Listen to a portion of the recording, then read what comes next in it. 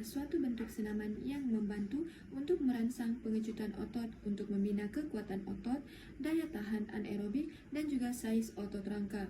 Rintangan boleh datang dalam pelbagai sumber seperti pemberat bebas, mesin, jalur rintangan, atau berat badan individu tersebut. Latihan ini berdasarkan kepada prinsip bahawa otot badan akan bekerja untuk mengatasi daya rintangan apabila mereka dikehendaki berbuat demikian. Dalam kata lain, apabila anda melakukan latihan rintangan berulang kali dan juga secara konsisten, otot badan anda akan menjadi lebih kuat. Muscle action pula merujuk kepada pengecutan dan kelonggaran otot dalam badan yang membawa kepada pergerakan dan penggunaan daya. Otot ialah tisu kontrak dalam badan yang bekerja secara berpasangan, di mana satu otot mengecut akan memendek untuk menghasilkan pergerakan, manakala otot lawannya pula mengendur untuk membolehkan pergerakan itu berlaku. Tindakan yang diselaraskan antara otot ini penting untuk pelbagai fungsi badan termasuk pergerakan, mengekalkan postur badan dan menyokong fungsi organ dalaman. Terdapat 3 jenis muscle action iaitu konsentrik, isometrik dan juga isentrik.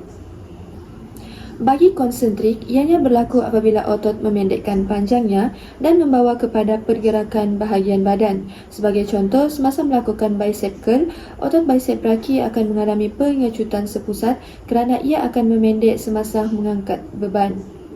Manakala bagi isometrik pula, otot akan menghasilkan ketegangan tetapi tidak akan mengubah panjang otot. Ini sangat penting untuk mengekalkan postur dan kestabilan tubuh badan. Bagi isentrik pula, ia akan berlaku apabila otot memanjang semasa di bawah ketegangan. Isentrik selalu dikaitkan dengan pergerakan terkawal dan bertindak sebagai daya brake kepada tarikan graviti atau daya yang dikenakan oleh beban luaran. Sebagai contoh, semasa melakukan bicep curl, bicep brachii akan mengalami penguncupan sipi semasa ia memanjang dan dapat menurunkan berat badan secara terkawal. Okay, muscle strength. Apa itu muscle strength? Apa itu kekuatan otot? Kekuatan otot adalah keupayaan ataupun kemampuan otot kita untuk menghasilkan daya melawan rintangan. Okay. Itu adalah ukuran daya yang maksimum yang boleh dikenakan oleh otot atau kumpulan otot kita semasa penguncupan otot.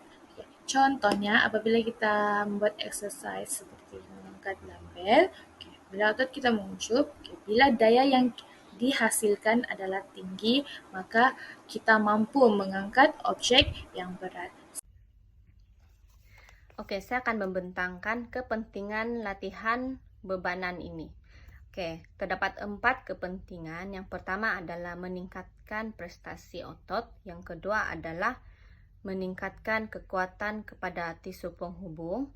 Yang ketiga adalah meningkatkan kepadatan pada tulang. Dan keempat adalah memberikan kesan positif kepada cardiovascular system. Yang pertama adalah meningkatkan prestasi otot dari segi kekuatan, ketahanan, dan juga kuasa.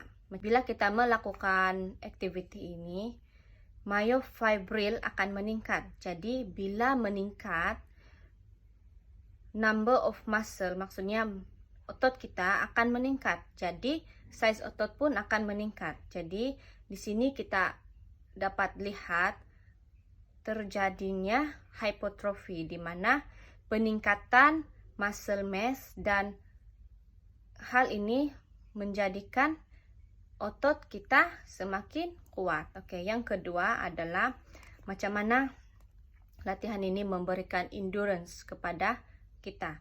Oke, bila kita melakukan aktiviti ini secara berulang-ulang, maka otot memerlukan tenaga sebagai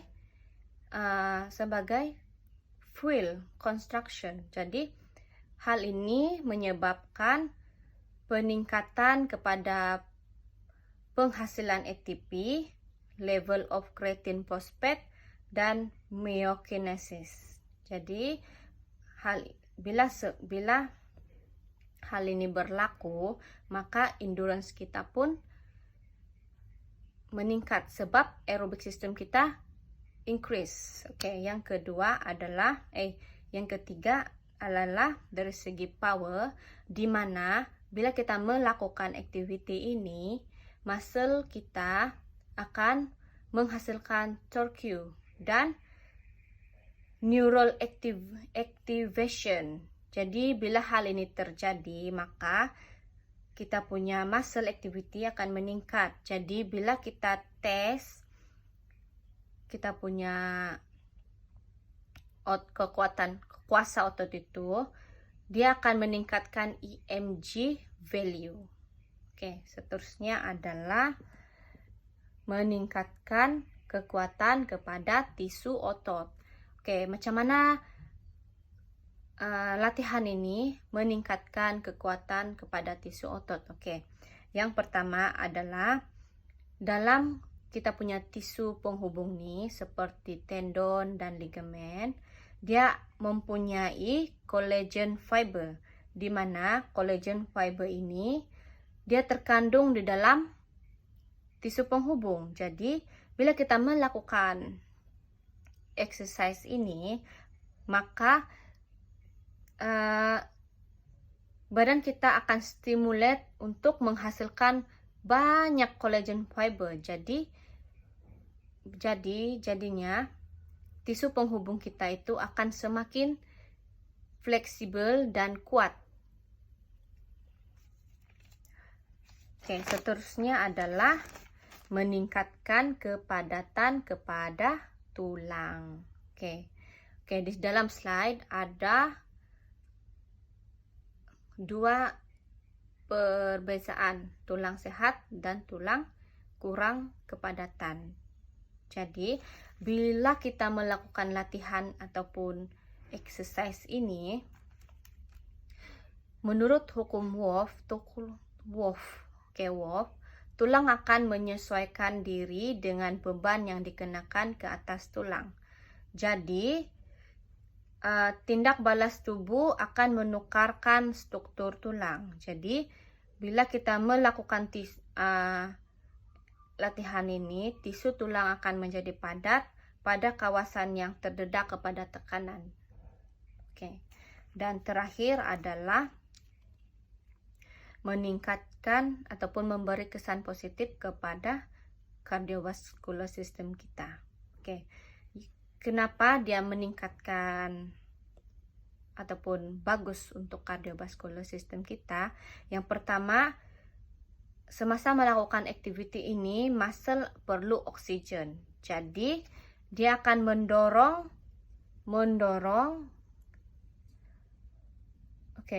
mendorong proses vasolidasi, di mana pengembangan kapilare darah. Jadi, di sini apabila dia mengembang, jadi maka lebih banyak darah akan dapat dihantar ke otot untuk bekerja. Oke, yang kedua adalah dia akan menggalakkan mitochondrial biogenesis. Oke, ini adalah proses di mana mitokondria baru terbentuk dalam sel. Jadi, bila kita melakukan senaman ini, dia akan menimbulkan adaptasi dalam sel, di mana menghasilkan adipos, myotube, dan cardiomyocyte. Jadi dalam sel otot ini dia akan meningkatkan penghasilan tenaga dalam sel. Gitu.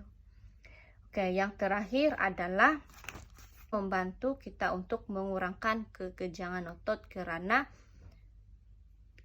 otot akan menghasilkan tinggi myokines. Itu saja dari saya. Terima kasih. Oke, seterusnya saya akan menerangkan bilakah strength dan resistance exercise ini dilakukan. Oke, terdapat 3 fasa healing proses di dalam rehabilitasi, yaitu yang pertama adalah acute phase ataupun inflammatory response phase, yang kedua adalah fibroblastic repair phase, dan yang ketiga adalah maturation remodeling phase. Kita boleh melakukan strength dan resistance training dalam ketiga-tiga fasa ini, namun intensity dan keperluan exercise adalah berlainan. Oke, sebagai contoh pada fasa inflammatory response phase, Hanya gentle range of motion dan isometric contraction sahaja yang boleh dilakukan. Ini kerana pada fasa ini, kawasan yang cedera perlu dilindungi dan tidak boleh diberikan tekanan yang berlebihan.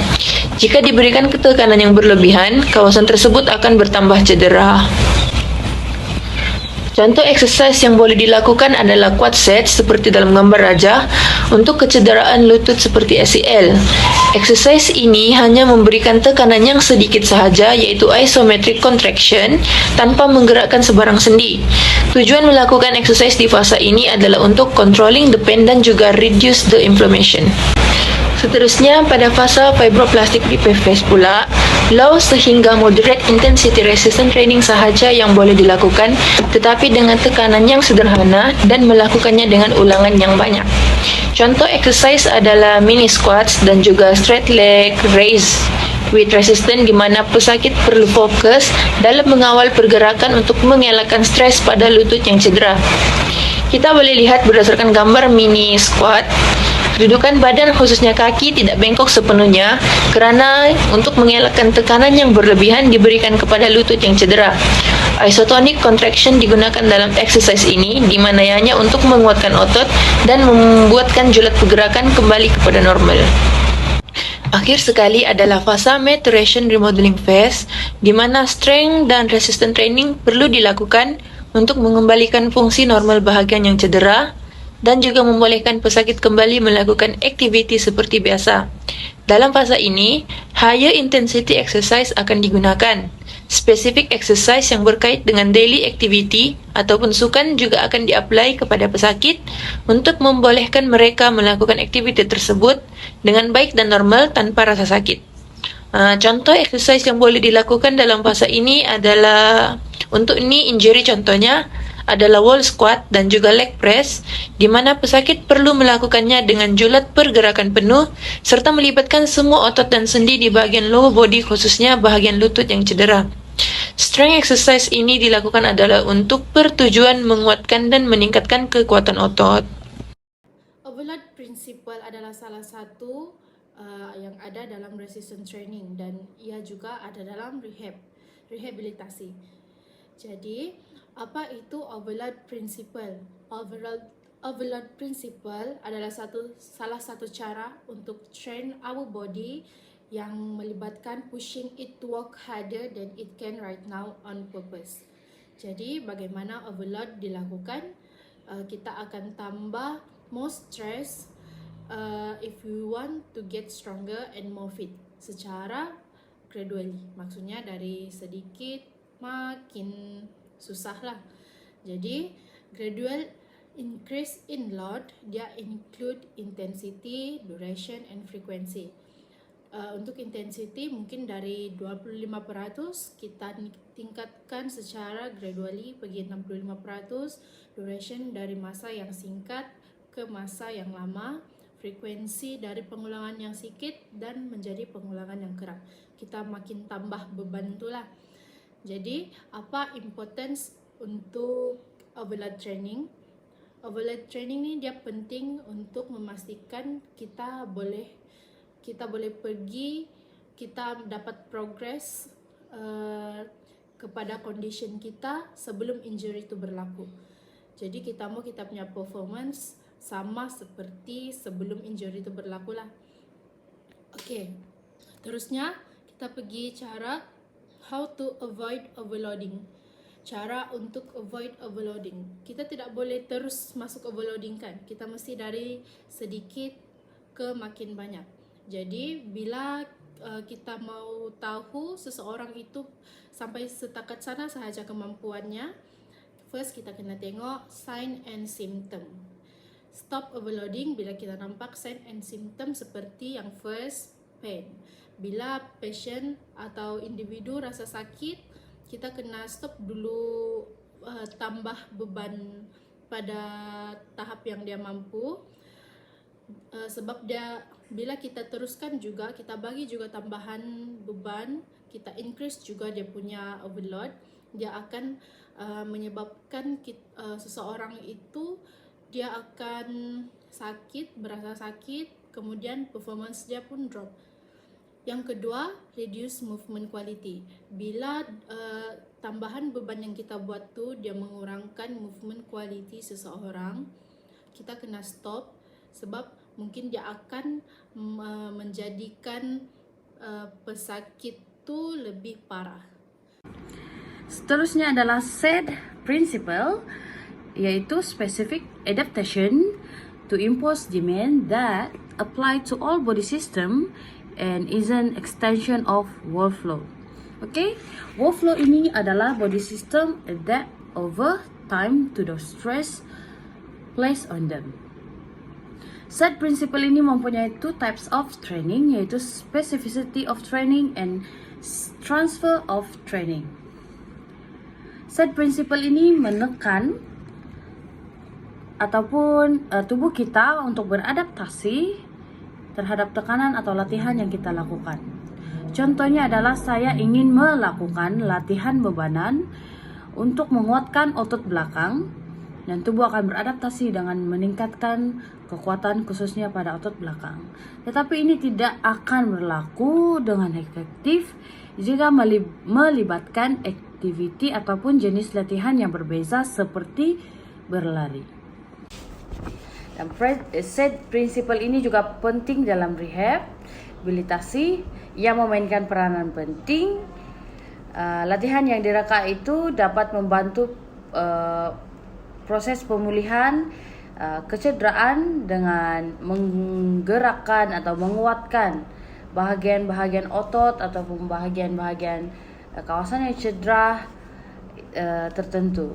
Okay, ini akan meningkatkan kebolehan tubuh untuk beradaptasi dengan aktiviti yang dilakukan. Ini akan membolehkan proses pemulihan lebih efektif dan sesuai dengan keperluan individu. Seterusnya adalah specificity of training ataupun latihan spesifik. Specificity of training is a widely accepted concept suggesting that the adaptive effect of training such as improvement of strength, power, and endurance. Okay, specific training adalah contohnya adalah jika saya ingin melakukan ingin meningkatkan kekuatan kaki untuk berlari atau membuat larian, latihan spesifik seperti larian ataupun leg workout ataupun leg training lebih berkesan berbanding dengan latihan ataupun aktiviti yang tidak berkaitan dengan larian, contohnya shoulder exercise. Seterusnya adalah kepentingan latihan spesifikasi ataupun specificity of training dalam proses pemulihan rehabilitasi, yaitu memastikan latihan yang dilakukan secara khusus sesuai dengan keperluan pemulihan individu, di mana dengan menyesuaikan latihan dengan aktiviti atau kemahiran yang spesifik kepada bahagian yang cedera. Jadi proses pemulihan menjadi lebih terarah ataupun lebih berkesan untuk proses pemulihan. Next is transfer of training. Transfer of training is a carryover of training effect from one variation of exercise or task to another also has been reported. Yaitu contohnya adalah saya ingin meningkatkan kekuatan otot ataupun kekuatan melalui angkat berat, dan kekuatan itu memberi impak yang positif ataupun kesan yang positif ataupun memberi manfaat kepada tubuh kita untuk melakukan aktiviti seperti berlari dan melompat. Transfer of training ini dia akan membantu menerapkan kekuatan, kecekapan dan kemahiran yang diperolehi semasa latihan ke dalam aktiviti harian mereka. Okay, reversibility principle ini merupakan adaptive change in the body system transit. Jadi transit ni maksud dia dia tidak akan bertahan lama. So bila stop training, dia akan reverse all the improvement in body. Dalam kata lain dia detraining, iaitu reduction in muscle performance begins within a week or two after cessation of resistance training. Okey, contoh dia ini boleh berlaku kepada pesakit yang mempunyai disability dan sudah lama tidak melakukan normal daily exercise dia sebab dia sudah lama tidak bergerak dan itu menyebabkan muscle performance dia rendah.